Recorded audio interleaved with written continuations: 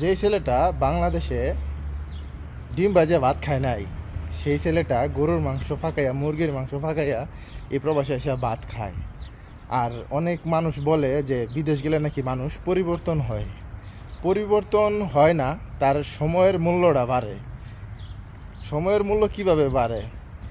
যেই ছেলেটা বাংলাদেশে ঘুরতো ফিরতো খাইতো, আর সেই ছেলেটা এখানে আইসা 10 ঘন্টা 12 ঘন্টা, অনেকের আছে 14 ঘন্টা পর্যন্ত ডিউটি, এই ডিউটি করে আইসা নিজের কাপড় চোপড় ধোয়া, নিজে রান্না বাড়া করে খাওয়া, এই যে একটা ক্লান্তি, এটা কখনোই দেশের মানুষের বোঝানোর মতো না। আর এটা কখনো বুঝবো না, কারণ দেশের মানুষ খুব কমই সময়ের মূল্য বোঝে। এমনকি আমি যখন দেশে ছিলাম তখন আমি নিজেও সময়ের মূল্যটা বুঝতাম না।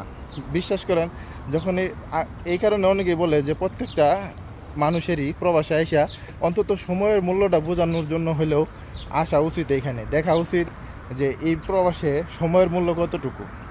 আপনি এখানে মৃত্যুবরণ করছেন, রাস্তায় রাস্তায় অ্যাক্সিডেন্ট করছেন, এই দিক দিয়ে গাড়ি যাবো আসবো, আপনারা কেউ ধরবো না। সময়ের মূল্যটা এতটুকুই এই প্রবাসে। তো আর কিভাবে উদাহরণ দিলে দেশের মানুষ বুঝবো সেটা আমি জানি না।